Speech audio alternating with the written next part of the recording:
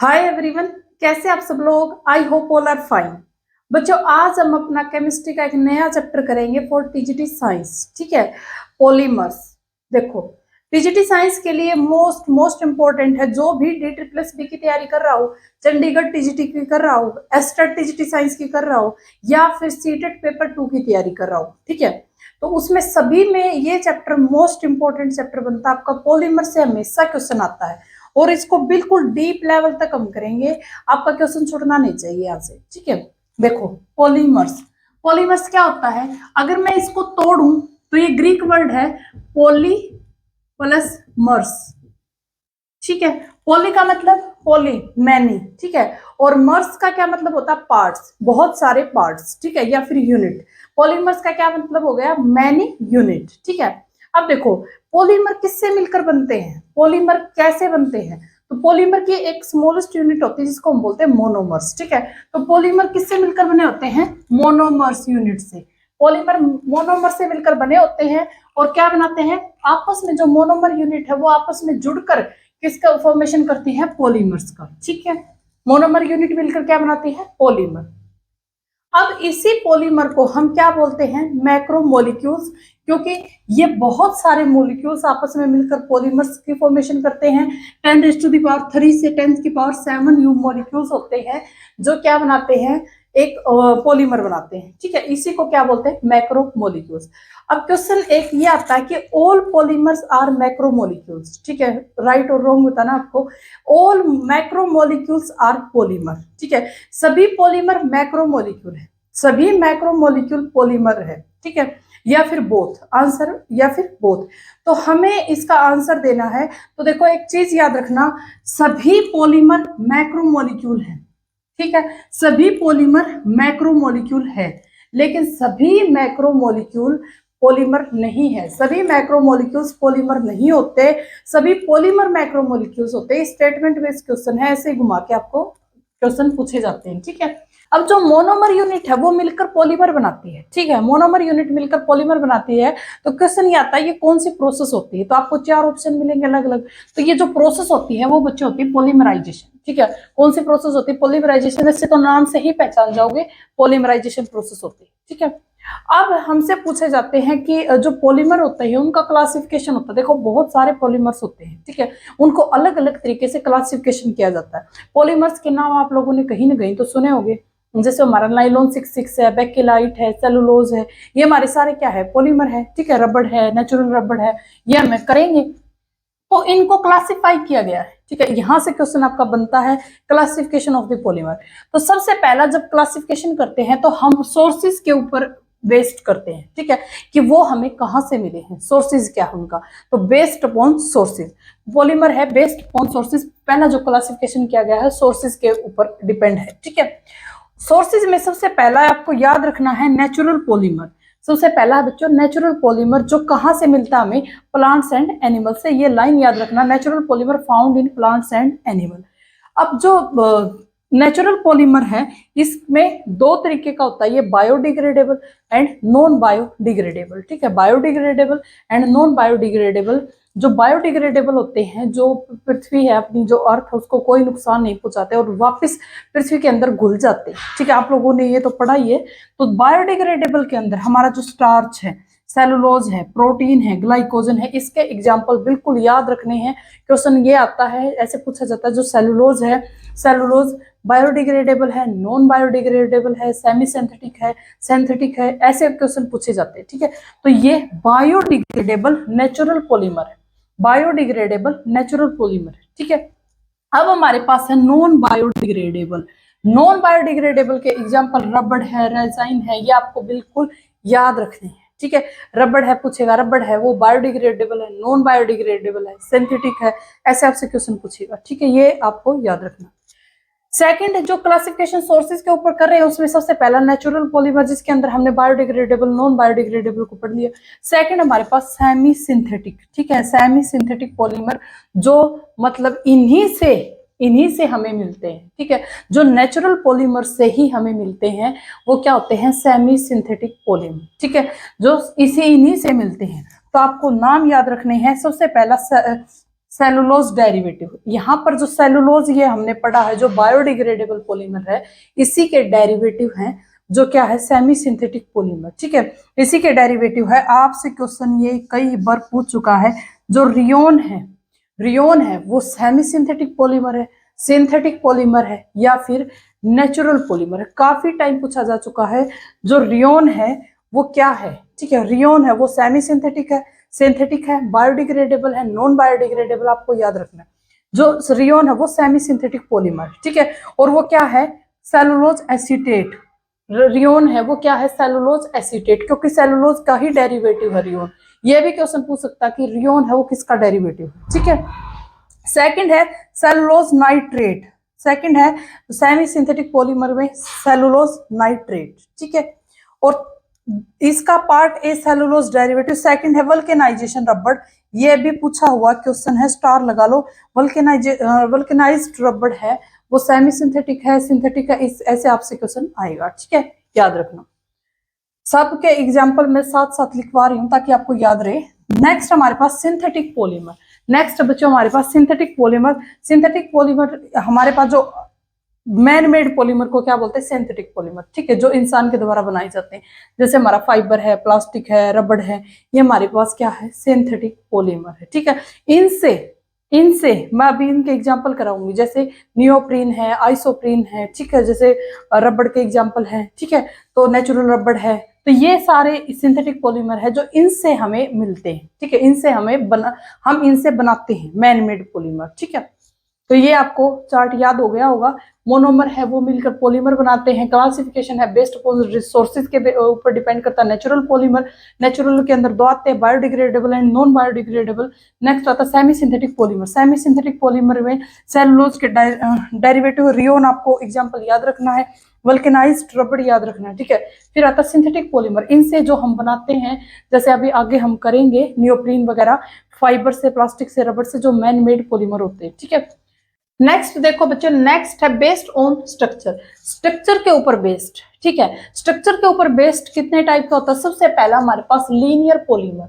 सबसे पहला हमारे पास लीनियर पॉलीमर। देखो, लीनियर पॉलीमर जो ऐसे बिल्कुल लीनियरली जुड़े होते हैं, ऐसे। ठीक है, बिल्कुल क्लोजली पैक्ड होते हैं। ये लीनियर जुड़े होते हैं, क्लोजली पैक्ड होते हैं। क्लोजली पैक्ड होते हैं इसीलिए इनका मेल्टिंग पॉइंट भी बहुत हाई होता है, बॉइलिंग पॉइंट भी बहुत हाई होता है, और टेंसियल स्ट्रेंथ भी बहुत ज्यादा हाई होती है। ये तीनों पॉइंट बिल्कुल याद रखने हैं। आपसे क्वेश्चन पूछेगा high melting point, linear polymer, branched polymer, cross polymer, cross linked polymer. ठीक है, ये तीन आपको ऑप्शन मिलेंगे, या फिर ऑल या फिर नन, फोर्थ ऑप्शन। ठीक है, तो आपको याद रखना high melting point, high boiling point, high tensile strength किसके अंदर है? लीनियर पॉलीमर के अंदर। ठीक है, ये बिल्कुल क्लोजली पैक्ड होते हैं, ऐसे लीनियरली जुड़े हुए होते हैं। ठीक है, जैसे कौन से? हाई डेंसिटी पॉलीथीन है, इसका एग्जांपल है हाई डेंसिटी पॉलीथीन है, या फिर पॉलीविनाइल क्लोराइड है। ठीक है, इनकी स्ट्रक्चर वगैरह हम करेंगे, पॉलीमर करेंगे तभी तो इनकी स्ट्रक्चर तो करनी है हमें, लेकिन इनके एग्जांपल है। अब आपसे पूछेगा हाई डेंसिटी पॉलीथीन है वो किसका एग्जांपल है? ऐसे भी पूछ सकता है, लीनियर का है, ब्रांच का है, या फिर क्रॉस का है, ऐसे भी आपसे क्वेश्चन पूछ सकता है। तो high density polythene and polyvinyl chloride. ठीक है, नेक्स्ट हमारे पास ब्रांच्ड पॉलीमर। नेक्स्ट बच्चों हमारे पास ब्रांच्ड पॉलीमर। देखो, जैसे एक जो लीनियर है उसी के अंदर ब्रांच बनी हुई होती है। ठीक है, उसी के अंदर ब्रांच बनी हुई होती है, लेकिन देखो ये लीनियर है, ये भी लीनियर, ये आपस में जोड़ मत देना, बस इनकी ही ब्रांच बनी होती है यहाँ पर ऐसे। ये आपस में जोड़ने नहीं, जोड़ते ही तो क्रॉस हो जाएगा। ठीक है, जोड़ने नहीं है। डू नॉट पैक्ड वेल, ये अच्छे से पैक्ड नहीं होते, इसीलिए इनके लो मेल्टिंग पॉइंट होता है, लो बॉइलिंग पॉइंट होता है, लो टेंसिल स्ट्रेंथ होती है। ठीक है, और एग्जाम्पल अगर पूछे तो लो डेंसिटी पॉलीथीन, लो डेंसिटी पॉलीथीन को ही क्या बोलते हैं? ब्रांच्ड पॉलीमर का क्या है? ये एग्जाम्पल है। ठीक है, नेक्स्ट हमारे पास क्रॉस लिंक्ड पॉलीमर या फिर नेटवर्क स्ट्रक्चर, 3 डायमेंशन स्ट्रक्चर भी बोलते हैं, नेटवर्क स्ट्रक्चर क्रॉस। दो जो लीनियर पॉलीमर होते हैं वो आपस में ऐसे जुड़े हुए होते हैं। ठीक है, लीनियर पॉलीमर आपस में जुड़े हुए होते हैं, उनको बोलते हैं क्रॉस लिंक्ड पॉलीमर। ठीक है। एग्जाम्पल बेकेलाइट है, मालामाइन है, यूरिया फॉर्मल्डिहाइड है। अभी हम करेंगे जब मैं दिखाऊंगी कि कैसे आपस में ये जुड़े हुए होते हैं। ठीक है, तो स्ट्रक्चर के बेस पे 3 टाइप के होते हैं, linear polymer, branched polymer, cross linked polymer. ठीक है, इसके अंदर आपको एग्जाम्पल भी याद रखने हैं। मेल्टिंग बॉइलिंग पॉइंट बिल्कुल हाई होता है क्योंकि इसकी जो पैकिंग है वो बिल्कुल वेल होती है। ठीक है, वेल पैक्ड होती है। ब्रांच पॉलीमर की अच्छी पैकिंग नहीं होती, इसलिए लो इसका boiling point, low melting point, low tensile strength. और एग्जाम्पल पूछे तो लो डेंसिटी पॉलीथीन। ठीक है, cross linked polymer network structure, इसके एग्जाम्पल आपको याद रखने हैं। बेकेलाइट है, मालामाइन है, यूरिया फॉर्मल्डिहाइड है। ठीक है, नेक्स्ट करते हैं। अब एक क्वेश्चन पूछा गया था DSSB 2018 के अंदर, ठीक है, कि जो रियोन है वो सिंथेटिक है, सेमी सिंथेटिक पॉलीमर है या फिर नेचुरल पॉलीमर है। इसका आंसर आप दोगे, क्योंकि अभी तो मैं करवा के हटी हूँ। ठीक है, तो इसका आंसर आप लोग दोगे, लेकिन ये ऐसे क्वेश्चन पूछे जाते हैं। ठीक है, मैं आपको ये बता रही हूँ कि ऐसे क्वेश्चन बहुत बार पूछे जाते हैं, सब एग्जाम में पूछे जाते हैं। अब यहाँ से जो हमारे हमने 2 टाइप से कर लिया। थर्ड हमारे पास बेस्ड अपॉन सिंथेसिस है, कि सिंथेसिस के ऊपर बेस्ड हम उसको कैसे डिवाइड करेंगे। उससे पहले हमें करना है क्या, addition polymer, mode of polymerisation. हम पॉलीमराइजेशन का मोड कैसे, मतलब मोड क्या होता है पॉलीमराइजेशन का, हम उनको कैसे जोड़ते हैं। ठीक है, तो सबसे पहला हमारे पास एडिशन पॉलीमर, सबसे पहला हमारे पास एडिशन पॉलीमर, कि हमें देखो जो हमारी मोनोमर यूनिट है उसको हमें ऐड करना है। ये मोनोमर से ही पॉलीमर बनता है। ठीक है, अब हम उसको ऐड करेंगे ना, ऐड करेंगे तो किस टाइप से हम उसको ऐड करेंगे।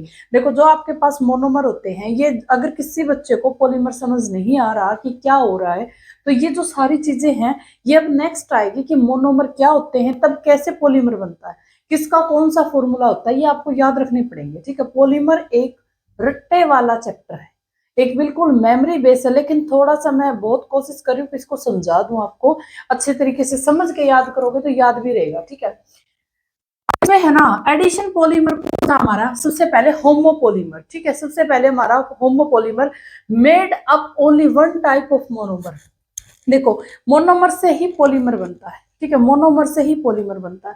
अब बिल्कुल सेम टाइप के मोनोमर अगर ऐड हो रहे हैं, बिल्कुल सेम टाइप के मोनोमर ऐड हो रहे हैं, तब हमारे पास क्या बनता है, होमोपॉलीमर, सेम एक जैसे। ठीक है, एक जैसे अगर मोनोमर ऐड हो रहे हैं तो इसके एग्जाम्पल आपको याद रखने हैं, पॉलिथीन है, पीवीसी, ये सारे हम करेंगे।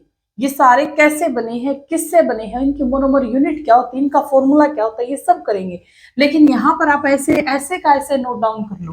पॉलीथीन है इसकी, पीवीसी है, पॉलीप्रोपाइल इन है। ठीक है, तो ये सारे क्या है, होमोपॉलीमर है। ये सारे क्या बच्चों, होमोपॉलीमर।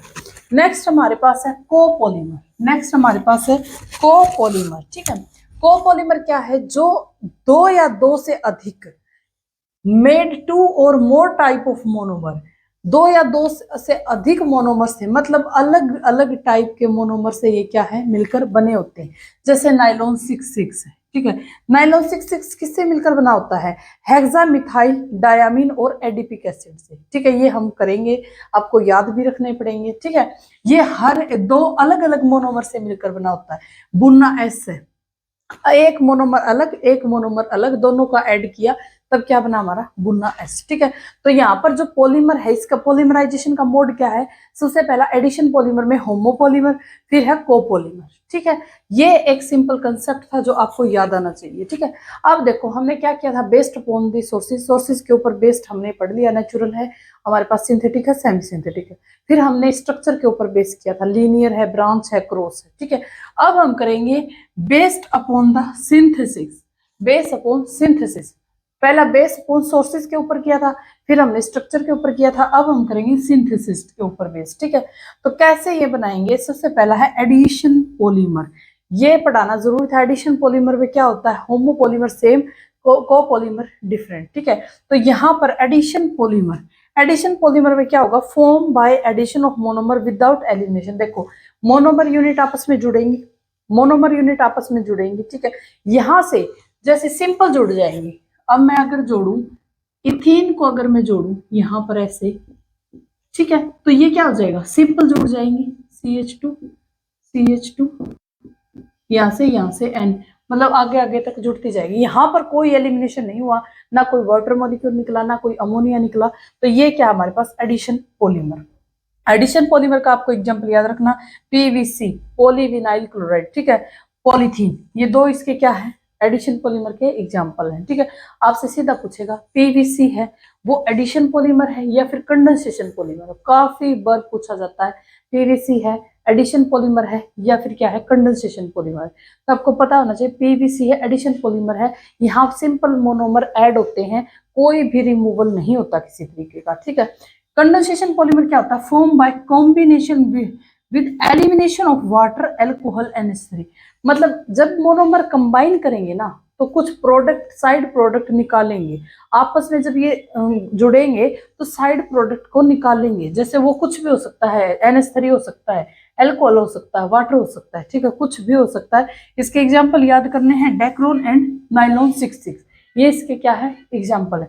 नाइलॉन 66 हेक्सामिथाइल डायामीन में जब मैं एडिपिक एसिड को डालूंगी करेंगे तब इसमें से H2 निकल जाता है, तब इसमें से H2 निकल जाता है, H2 निकलेगा, इसका मतलब ये क्या है, कंडेंसेशन पॉलीमर, ठीक है। एक बार फिर से रिपीट कर देती हूँ, देखो हमने क्या पढ़ा, मोड ऑफ पॉलीमराइजेशन पढ़ा। मोड क्या है पॉलीमराइजेशन का, मतलब वो कैसे जुड़ते हैं, वो होमोपॉलीमर है या फिर कोपॉलीमर। होमो क्या है, जो एक ही टाइप के मोनोमर से मिलकर बना होता है, एक टाइप के बिल्कुल सेम दिखेंगे, जैसे ये एक ही टाइप का N मॉलिक्यूल सिर्फ इसी के हैं, ठीक है, ये जुड़ गए। कोपॉलीमर क्या होता है, जो दो या दो से ज्यादा टाइप के मॉलिक्यूल से जुड़ा होता है, जैसे नाइलॉन 66 है, बुन्ना S है, ठीक है।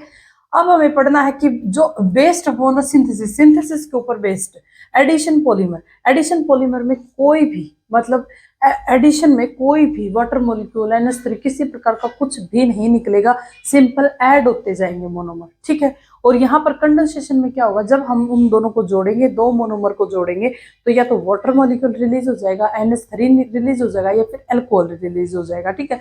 इसके एग्जाम्पल डेक्रोन एंड नाइलॉन 66, इसके एग्जाम्पल पीवीसी एंड पॉलीथीन, ठीक है। नेक्स्ट हमारे पास based upon the molecular forces. अब देखो इनके बीच में फोर्सेस कैसी है, इनके बीच में पॉलीमर्स के बीच में फोर्सेस कैसी कैसी, उसके ऊपर भी हमने इनको पॉलीमर्स को क्या किया, डिवाइड किया हुआ है, ठीक है। तो सबसे पहला है इलास्ट्रोमर, सबसे पहला इलास्ट्रोमर, वेरी वीक इंटरमोलिकुलर फोर्सेस होती है इनके बीच में। इलास्ट्रोमर्स जो पॉलीमर होते हैं उनके बीच में बहुत ही वीक फोर्सेस होती हैं, और उनके बीच में क्या होता है, इलास्टिक करेक्टर भी होता है, एक इलास्टिक करेक्टर भी होता है, ठीक है। जैसे नेचुरल रबड़ के बीच में बहुत कम फोर्सेस होती है, और क्या होता है, इलास्टिक करेक्टर होता है उसके बीच में, ठीक है। बुना एस, ये आपको अब क्वेश्चन क्या आएगा, बुना एस है वो इलास्ट्रोमर्स है या फाइबर्स का एग्जांपल है, या आगे करेंगे थर्मोप्लास्ट का एग्जांपल है। तो जो बुना एस आपको याद रखना, वो किसका एग्जांपल है, इलास्ट्रो। रबड़ का तो पता चल जाएगा, लेकिन बुना एस को याद रखना, ठीक है, एक्सेट्रा।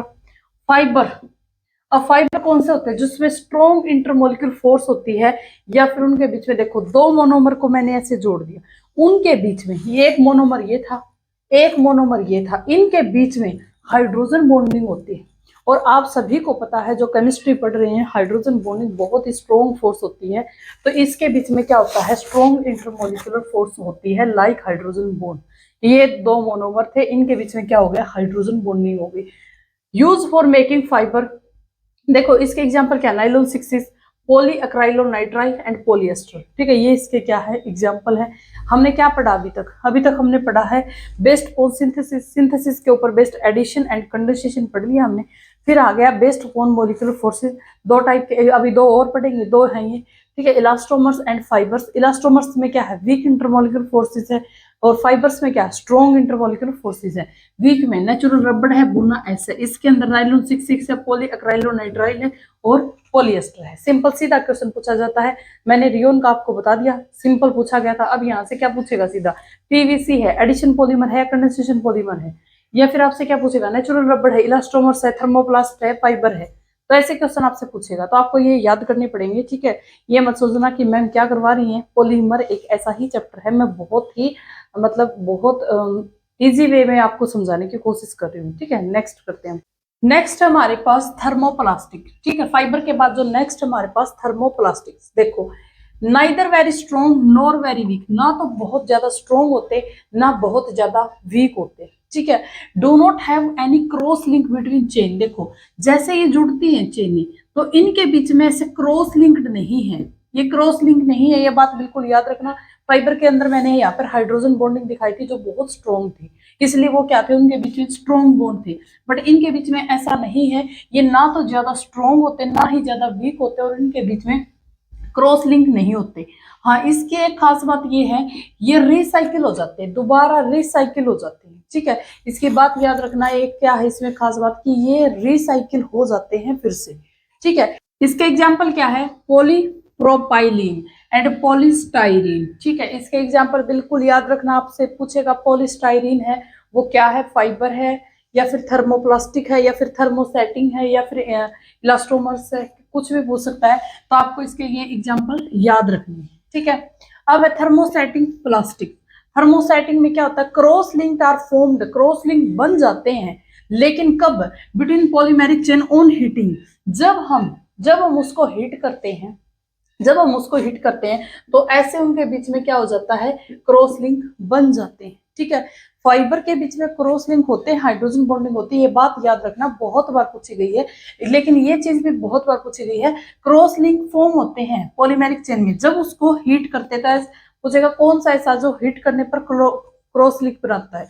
तो हीट करने पर जो क्रॉस लिंक बनते हैं किसमें बनते हैं, थर्मोसेटिंग प्लास्टिक में बनते हैं। ठीक है, अब इसके एग्जाम्पल क्या है, बेकेलाइट है, रिजाइन है, यूरिया फॉर्मल्डिहाइड है, ये क्या है इसके एग्जाम्पल है। ठीक है, नेक्स्ट देखो बच्चों, अभी हमने ये सारी चीजें पढ़ ली, पॉलीमर को हमने स्ट्रक्चर, सोर्सेस, सिंथेसिस सब के बेस के ऊपर अलग अलग कर लिया। ठीक है, अभी हमें क्या पढ़ना है, जो हमारे पास पॉलीमर है उसकी मोनोमर यूनिट क्या है, उसका फॉर्मूला क्या है। ठीक है, और वो क्या, मतलब जो पॉलीमर है वो क्या बनता है, मतलब फॉर्मूले के हिसाब से। ठीक है, तो हमें ये चीजें पढ़नी है कि मोनोमर यूनिट और बनने वाला जो पॉलीमर है, पॉलीमर तो आपको पता ही है, मोनोमर यूनिट जैसे इथीन है या इथाइलिन बोल दो, इथाइलिन है तो जो बनने वाला क्या बनेगा, पॉलीथीन। तो आपको ऐसे याद रखने पड़ेंगे। ठीक है, अब हम क्या करेंगे, जो मोनोमर यूनिट को याद करेंगे और उससे बनने वाला पॉलीमर है उसको याद करेंगे। ठीक है, तो जो सबसे पहला है जो आज मैं आपको करवाऊंगी, आज मैं सिर्फ आपको पॉलीथीन ही करवाऊंगी, जो बाकी पॉलीमर है वो हम नेक्स्ट क्लास में करेंगे।